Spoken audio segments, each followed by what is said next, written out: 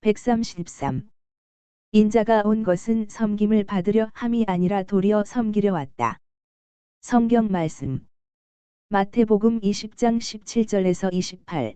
예수께서 예루살렘으로 올라가려 하실 때에 12 제자를 따로 데리시고 길에서 이르시되 보라 우리가 예루살렘으로 올라가노니 인자가 대제사장들과 서기관들에게 넘겨짐에 그들이 죽이기로 결의하고 이방인들에게 넘겨 주어 그를 조롱하며 채찍질하며 십자가에 못 박게 할 것이나 제3일에 살아나리라. 그때에 세베대의 아들의 어머니가 그 아들들을 데리고 예수께 와서 절하며 무엇을 구하니 예수께서 이르시되 무엇을 원하느냐 이르되 나의 이 두 아들을 주의 나라에서 하나는 주의 우편에 하나는 주의 좌편에 앉게 명하소서. 예수께서 대답하여 이르시되 너희는 너희가 구하는 것을 알지 못하는도다. 내가 마시려는 잔을 너희가 마실 수 있느냐. 그들이 말하되 할 수 있나이다. 이르시되 너희가 과연 내 잔을 마시려니와 내 좌우편에 앉는 것은 내가 주는 것이 아니라 내 아버지께서 누구를 위하여 예비하셨든지 그들이 얻을 것이니라. 10 제자가 듣고 그 두 형제에 대하여 분이 여기거늘 예수께서 제자들을 불러다가 이르시되 이방인의 집권자들이 그들을 임의로 주관하고 그 고관들이 그들에게 권세를 부리는 줄을 너희가 알거니와 너희 중에는 그렇지 않아야 하나니 너희 중에 누구든지 크고자 하는 자는 너희를 섬기는 자가 되고 너희 중에 누구든지 으뜸이 되고자 하는 자는 너희의 종이 되어야 하리라. 인자가 온 것은 섬김을 받으려 함이 아니라 도리어 섬기려 하고 자기 목숨을 많은 사람의 대속물로 주려 함이니라.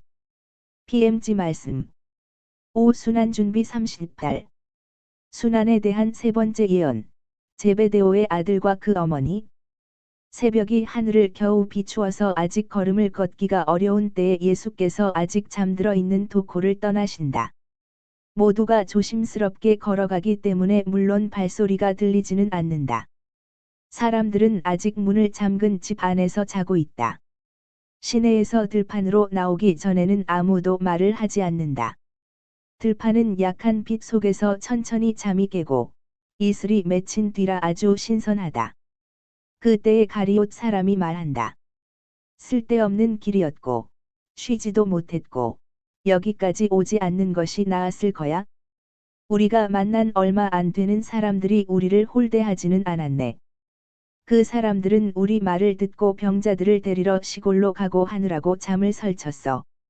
정말 오기를 잘 했었네. 과연 병이나 다른 일 때문에 예루살렘에서 주님을 보기를 바라지도 못하던 사람들이 여기서 선생님을 뵈었고 건강을 얻었거나 다른 은혜로 위로를 받았네. 다른 사람들은 우리가 알다시피 벌써 예루살렘에 갔어. 할 수만 있으면 명절 며칠 전에 그리고 가는 것이 우리네 관습이니까 하고 알페오의 야고보가 부드럽게 말한다. 그는 가장 기분이 좋은 때에도 항상 과격하고 독선적인 가리옷의 유다와는 반대로 항상 온유하기 때문이다. 우리도 예루살렘에 가고 있기 때문에 여기 오는 건 쓸데없는 일이었단 말이야. 그들이 예루살렘에서 우리 말을 듣고 우리를 보고 했을 거란 말이다. 그렇지만 여자들과 병자들은 그러지 못해 하고 알페오의 야고보를 도우려는 바르톨로메오가 그의 말을 막으며 대꾸한다. 유다는 못 들은 채 하고 이야기하던 것을 계속하는 것처럼 말한다. 적어도 나는 우리가 예루살렘에 간다고 생각해.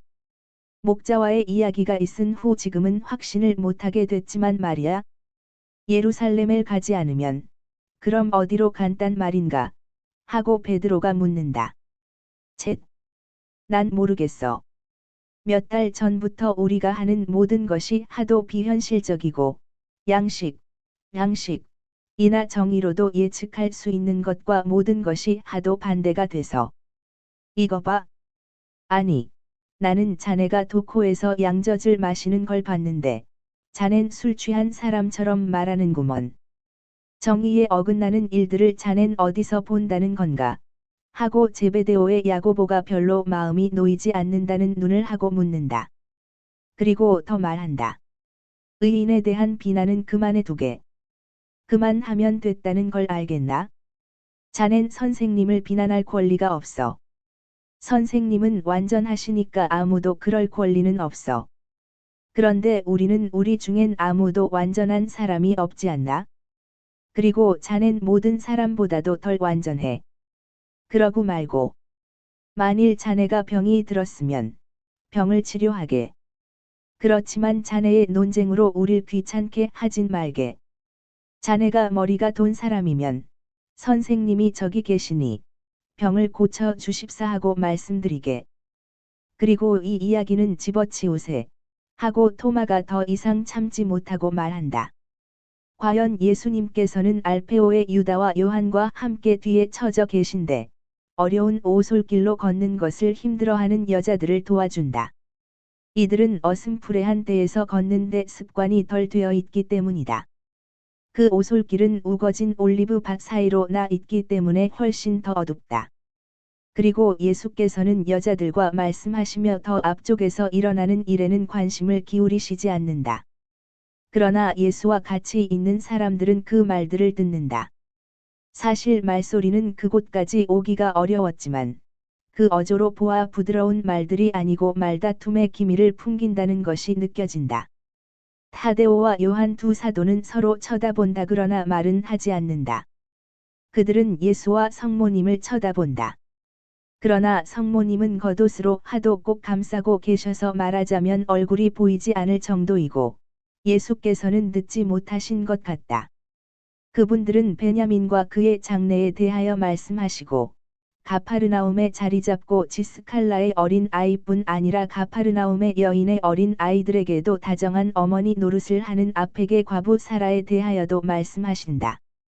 이 가파르나움의 여인은 재혼한 뒤에 전 남편과의 사이에서 난 아이들을 사랑하지 않았는데 그 뒤에 하도 불행하게 죽어서 그의 죽음에서는 정말 하느님의 손길을 보게 된다고 살로메가 말한다.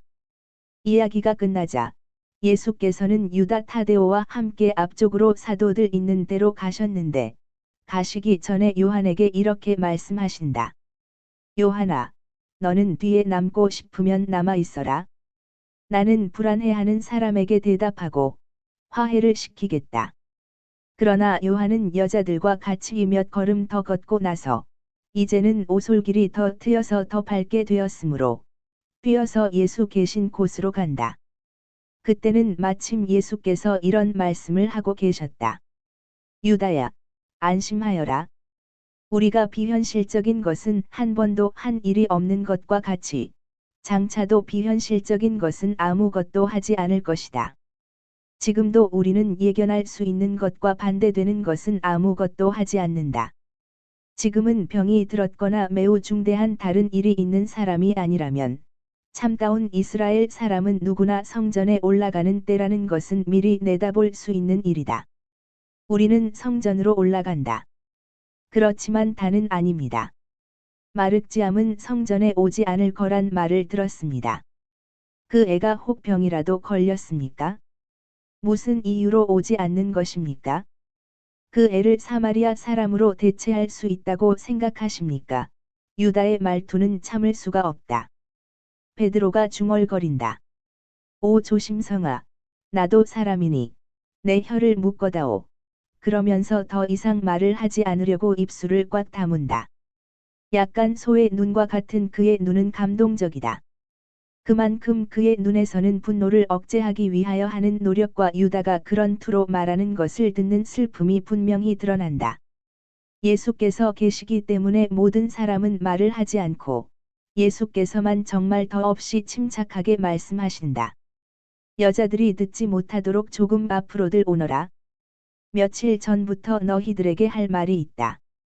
나는 그것을 테르사의 들판에서 너희에게 약속하였다. 그러나 나는 너희 모두가, 여자들은 말고 너희 모두가 그 말을 듣기를 원하였다.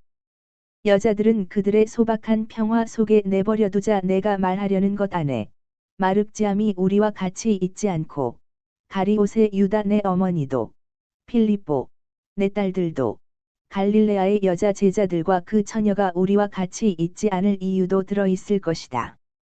모두가 견디어낼 수 없는 것들이 있다. 선생인 나는 내 제자들에게 좋은 것과 그들이 견디어낼 수 있거나 견디어낼 수 없는 것이 어떤 것인지를 안다. 너희들까지도 시련을 견디어낼 만한 힘이 없다.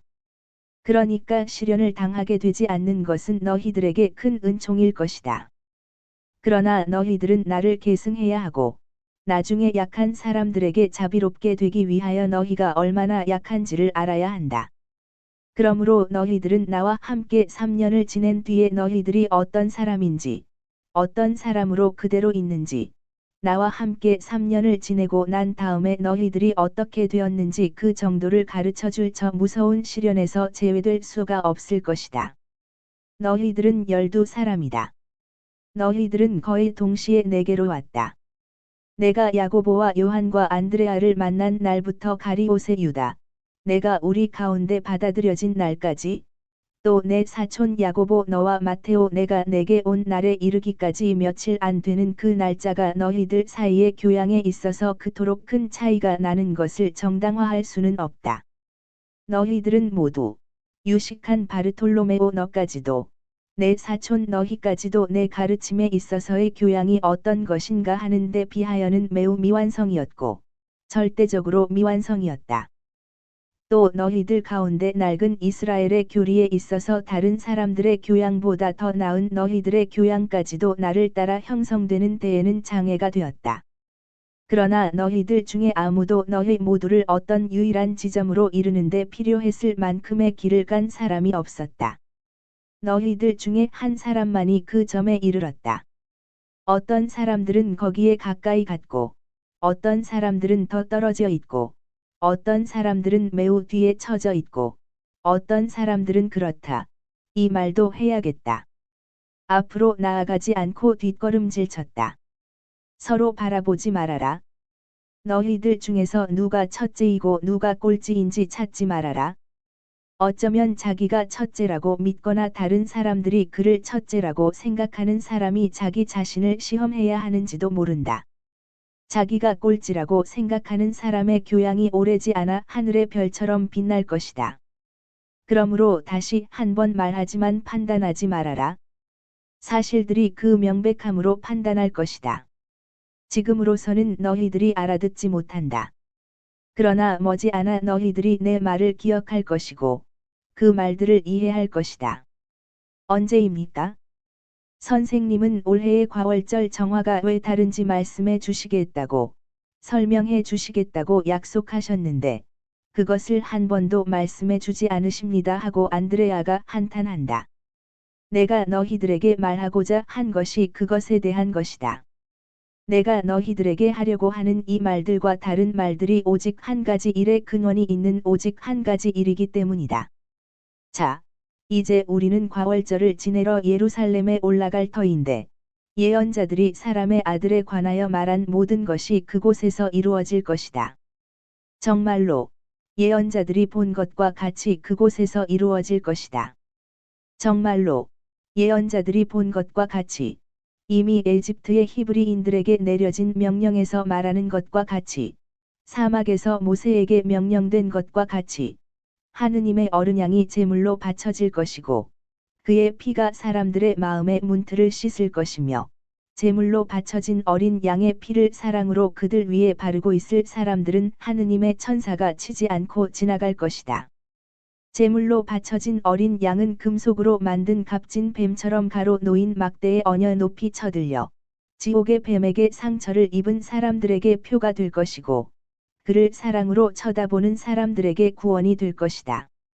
사람의 아들인 너희들의 선생 예수는 대사제들과 율법학자들과 원들의 손에 넘겨질 것이고 이들은 그에게 사형 선고를 내리고 이방인들에게 넘겨주어 업신여김을 받게 할 것이다.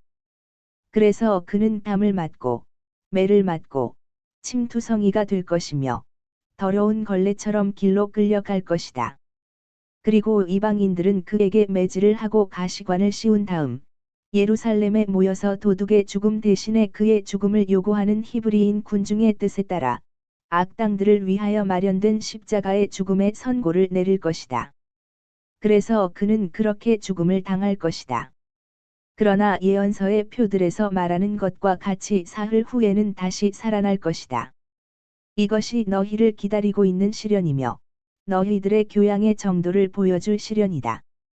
나 너희에게 분명히 말한다마는 너희들이 이스라엘에 속하지 않은 모든 사람을 업신여길 수 있을 만큼 또 우리 민족의 많은 사람까지도 업신여길 수 있을 만큼 너희들 자신을 완전하다고 생각하는 너희들에게 진정으로 말한다마는 내 양떼의 선택된 부분인 너희들이 목자가 잡히면 공포에 사로잡혀 흩어져서 사방에서 나를 잡을 늑대들이 너희들에게로 몸을 굴리는 것처럼 도망칠 것이다.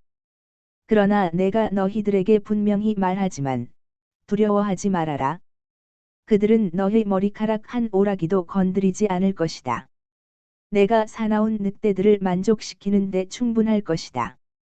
사도들은 예수께서 말씀하시는 데 따라 우박처럼 쏟아지는 돌을 맞는 사람들 같다.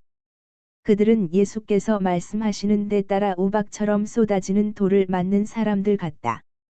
그들은 예수께서 말씀하시는 데 따라서 몸을 점점 더 구부리기까지 한다. 그리고 예수께서 그리고 내가 너희들에게 말하는 것이 이제는 곧 닥쳐올 것이다. 그 때가 오기 전에 시간이 있던 다른 때들과는 같지 않다. 이번에는 때가 되었다. 내가 모든 사람의 구원을 위하여 원수들의 손에 넘겨져서 제물로 바쳐질 터인데 저 꽃망울이 꽃이 핀 다음에 아직 꽃잎을 잃지 않았을 때에 나는 벌써 죽어 있을 것이다 하고 말씀을 끝내실 때에 어떤 사람들은 손으로 얼굴을 가리고 어떤 사람들은 상처를 입은 것처럼 신음한다. 가리옷 사람은 얼굴이 창백하다. 문자 그대로 낯빛이다. 제일 먼저 다시 침착해진 사람은 토마이다. 그는 이렇게 부르짖는다.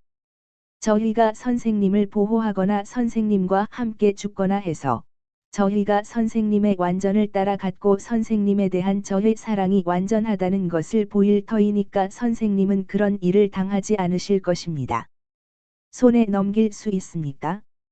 예언서에는 그런 말이 없습니다. 그런 말이 없어요. 선생님의 친구 중 한 사람, 선생님의 제자 중에 한 사람, 선생님을 따르는 사람들 중에 한 사람이 모든 사람 중에 꼴찌 되는 사람까지라도 선생님을 미워하는 사람들에게 선생님을 넘겨준다는 것은 너무나 소름 끼치는 일일 것입니다. 아닙니다. 선생님의 말씀을 다만 한 번만이라도 사랑을 가지고 들은 사람이면 그런 죄를 저지를 수는 없습니다. 그들은 사람이지 야수나 사탄이 아닙니다, 주님. 그렇지 않습니다. 그리고 선생님을 미워하는 사람들까지도 그렇게 하지는 못할 것입니다. 그들은 백성을 무서워합니다. 그런데 백성은 모두가 선생님을 둘러싸고 있습니다. 예수께서는 나타나엘도 바라보시며 말씀은 하지 않으신다. 베드로와 열성당원은 끊임없이 말을 주고받는다. 제베데오의 야고보는 동생이 침착하게 있는 것을 보고 비난의 말을 그에게 하니 요한은 대답한다. 나는 이 일을 석 달 전부터 알고 있기 때문이야. 그러면서 눈물 두 줄기가 얼굴을 흘러내린다. 알페오의 아들들은 마테오와 말을 하고 있는데 마테오는 낙담이 되어 머리를 내젓는다. 안드레아는 가리옷 사람에게 말한다. 자네는 성전에 아는 사람이 그렇게도 많으니? 요한은 안나를 직접 알고 있어 하고 유다는 대꾸하고 이렇게 말을 끝맺는다. 그렇지만 뭘 어떻게 할 수 있겠어? 그렇게 정해져 있으면 사람의 말이 어떻게 할 수 있단 말인가? 자넨 정말 그렇게 생각하나? 하고 토마와 안드레아가 함께 묻는다. 아니야. 난 아무렇게도 생각하지 않아. 그건 쓸데없는 근심이야. 바르톨로메오가 그 말을 제대로 했어. 온 백성이 예수님을 둘러싸고 있을 거야. 우리가 만나는 사람들을 통해서 벌써 그걸 알 수 있어. 그래서 승리가 될 거야. 그렇게 될 테니 두고 보게 하고 가리옷의 유다가 말한다. 그렇지만 그럼 왜 선생님은 하고 여자들을 기다리느라고 걸음을 멈추신 예수를 가리키며 안드레아가 말한다. 왜 그런 말씀을 하시느냐고. 그것은 선생님이 감명을 받으셨기 때문이고 우리를 시험하고자 하시기 때문이야.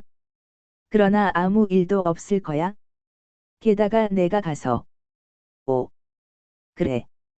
가서 알아보게 하고 안드레아가 애원한다.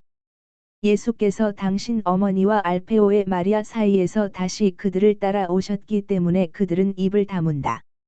성모님은 당신의 동서가 어디서 땄는지 씨앗들을 보이며 과월절이 지난 다음에 바로 성모님이 몹시 아끼시는 작은 동굴 곁에 뿌리고자 한다고 말하기 때문에 힘없이 미소를 지으신다.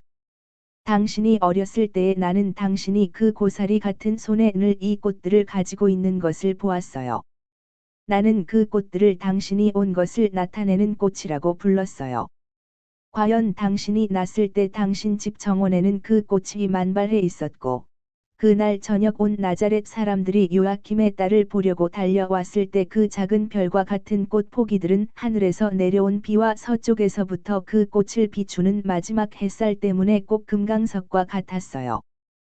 그리고 당신 이름이 별이었기 때문에 모든 사람이 그 반짝이는 숱한 작은 별들을 보면서 말했지요.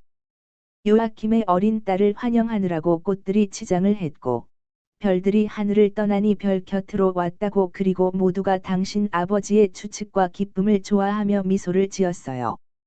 그리고 내 남편의 동생 요셉은 별들과 물방울들 아기는 정말 마리아야 하고 말했어요. 당신이 요셉의 별이 되기로 되어 있었다고 그때 누가 말할 수 있었겠어요. 요셉이 당신 남편이 되기로 선택되어서 예루살렘에서 돌아왔을 때는 어땠고요. 하늘과 요아킴과 안나의 딸인 당신과의 그의 약혼에서 오는 영광이 컸기 때문에 온 나자렛이 요셉을 환대하기를 원했고, 모두가 그를 연회에 초대하려고 했어요. 그러나 온화하지만 굳은 의지를 가진 요셉은 향연을 일체 거절해서 모든 사람을 놀라게 했어요. 사실 명예로운 결합을 하기로 된 사람. 그것도 지극히 높으신 분의 그와 같은 명령으로 그렇게 된 사람으로 자기의 영혼과 육체와 가문의 행복을 축하하지 않는 사람이 어떤 사람이겠어요. 그러나 요셉은 이렇게 말했어요. 큰 선택에는 큰 준비가 있어야 합니다. 그러면서 엄밀한 의미의 금욕 외에 말과 음식도 절제했어요. 요셉은 이렇게 그 기간을 일과 기도로 지냈어요. 일로 기도하는 것이 가능하다면 나는 그의 망치질 하나하나, 글자국 하나하나가 기도가 되었다고 생각하니까요. 요셉의 얼굴은 황홀한 것 같았어요. 나는 집을 정리하고 당신 어머니가 남기고 가신 호치불과 그 밖의 모든 것으로 시간이 흘러 누렇게 된 것들을 팔려고 가곤 했었는데, 정원과 집이 조금도 되는 대로 내버려지지 않았던 것처럼 다시 아름답게 하느라고 요셉이 정원과 집에서 일하는 동안 바라보곤 했고, 말도 걸었어요. 그러나 요셉은 무슨 생각에 몰두해 있는 것 같았어요. 미소를 짓곤 했지요. 그렇지만 내게나 다른 사람들에게 미소를 짓는 것이 아니라 그의 생각에 미소를 짓고 있는 것이었어요. 그런데 그의 생각은 혼인을 앞둔 어떤 남자나 다 하는 그런 생각이 아니었어요.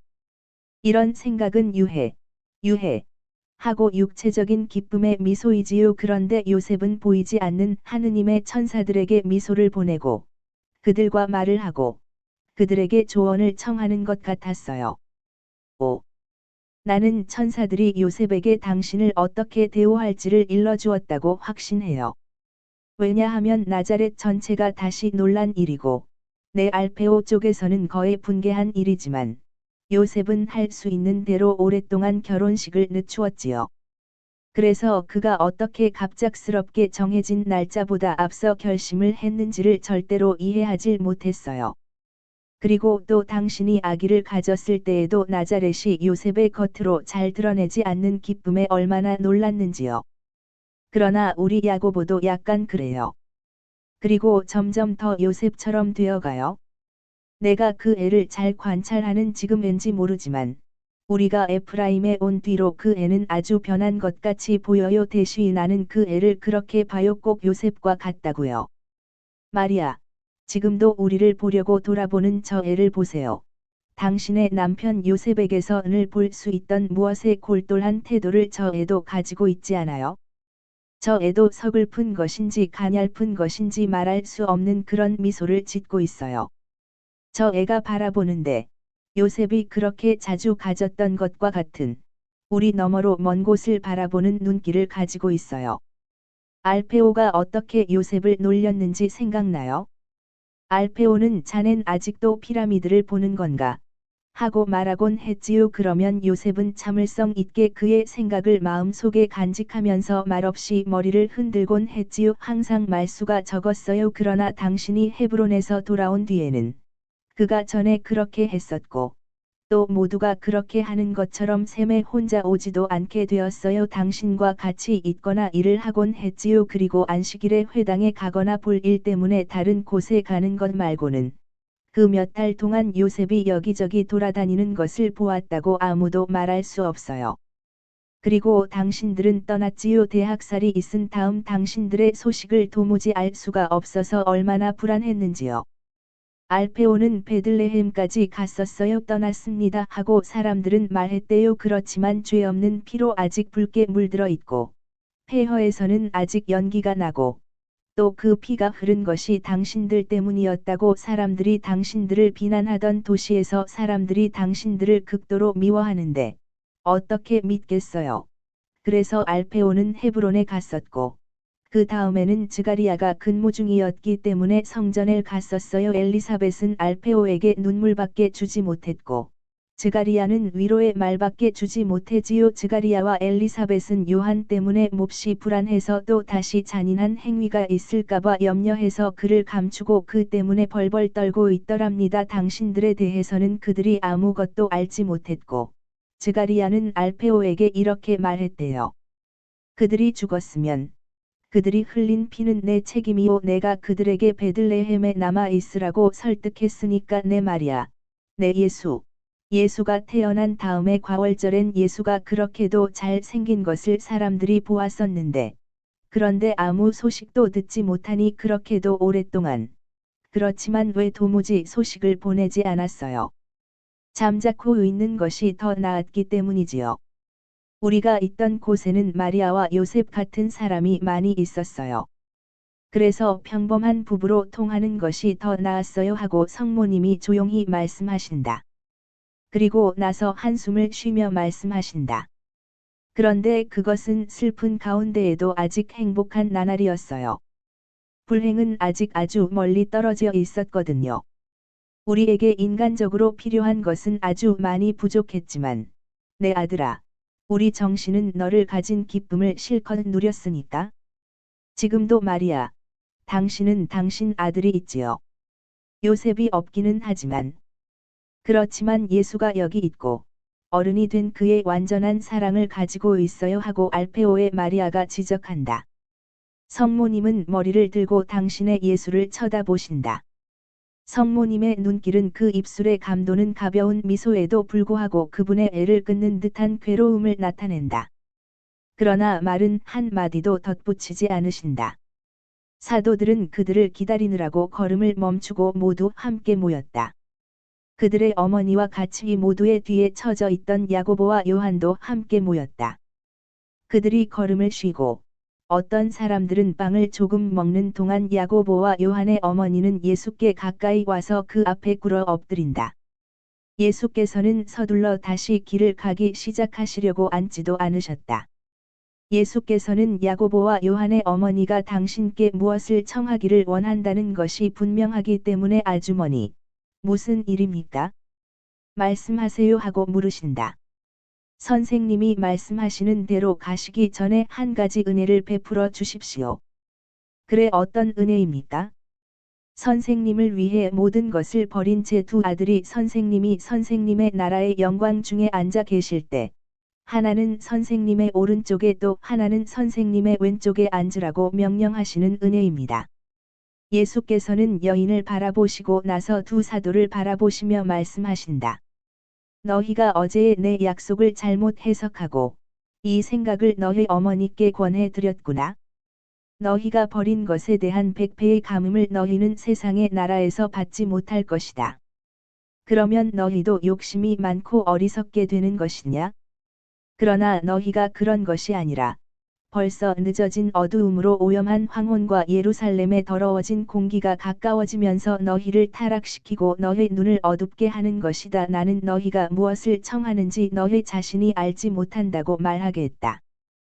혹 내가 마실 잔을 너희도 마실 수 있겠느냐? 마실 수 있습니다. 주님. 내 잔에 쓴 맛이 어떤 것인지 너희가 이해하지 못했는데 어떻게 그렇게 말할 수 있느냐? 모든 고통에서 오는 인간으로서의 내 쓰라림은 내가 어제 너희에게 묘사한 쓰라림만이 아닐 것이다. 내가 너희들에게 묘사해 준다 해도 너희들이 이해할 수 있는 상태에 있지 않을 고통들이 있을 것이다 하기는 그렇지. 비록 너희가 그들이 청하는 것이 얼마나 중요한지를 알지 못하는 두 어린 아이 같기는 하지만 너희는 올바른 두 사람이고 나를 사랑하기 때문에 물론 내 잔을 조금 마시기는 할 것이다. 그러나 내 오른편이나 왼편에 앉는 것을 너희에게 허락하는 것은 내게 달려 있는 것이 아니다. 그것은 아버지께서 마련하신 사람들에게 주시는 것이다. 다른 사도들은 예수께서 아직 말씀을 하고 계신 동안 제베데오의 아들들과 그들의 어머니의 청을 호되게 비난한다. 베드로는 요한에게 자네도 자네를 이전의 요한으로 알아볼 수 없게 되었네 하고 말한다.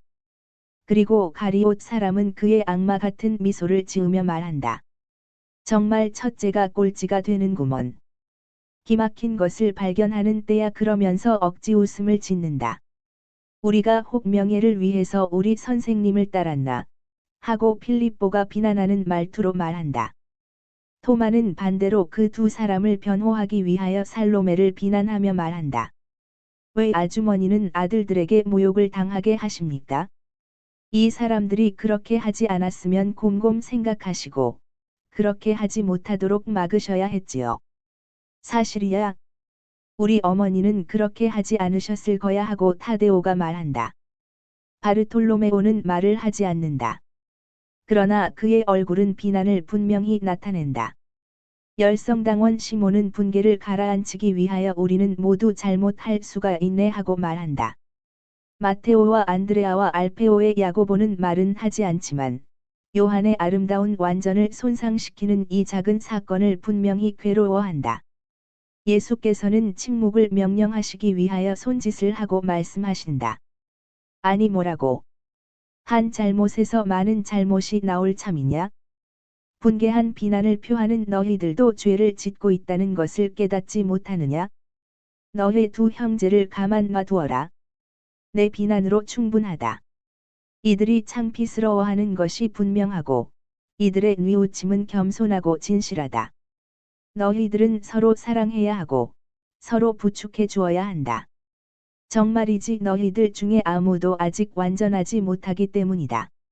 너희들은 세상과 세상에 속해 있는 사람들을 본받아서는 안 된다.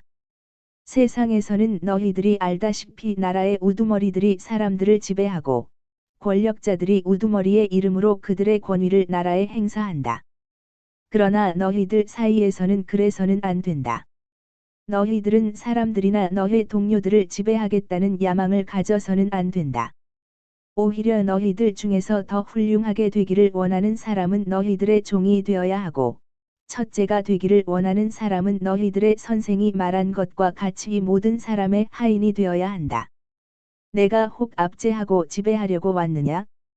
섬김을 받으려고 왔느냐? 아니다. 정말 그렇지 않다. 나는 봉사하려고 왔다. 그리고 사람의 아들이 섬김을 받으려고 오지 않고 봉사하고 많은 사람을 구속하기 위하여 목숨을 바치려고 온 것과 같이 만일 너희들도 나같이 되기를 원하면 이렇게 할 줄 알아야 한다. 이제는 가거라. 그리고 내가 너희와 의좋게 지내는 것과 같이 너희들끼리도 의좋게 지내라. 예수께서 말씀하신다. 너희들도 분명히 내 잔을 조금 마실 것이다 하는 점을 단단히 표해라. 여러 번역에는 내 잔을이라고 하였다. 나는 내 잔을 조금이라고 말했지 내 잔을이라고는 말하지 않았다. 아무 사람도 내 잔을 마실 수는 없을 것이다. 구속자인 나만이 내 잔을 완전히 마실 수 있었다. 내 제자들과 나를 본받는 사람들과 나를 사랑하는 사람들에게는 내가 마신 그 잔에서 하느님의 특별한 사랑이 그들에게 마시기를 허락하시는 한 방울, 한 모금, 또는 여러 모금을 마시는 것이 허락될 것이다. 그러나 절대로 아무도 내가 마신 것과 같이 그 잔을 완전히 마시지는 못할 것이다. 그러므로 내 잔을이라고 말하지 않고 내 잔을 조금이라고 말하는 것이 옳다.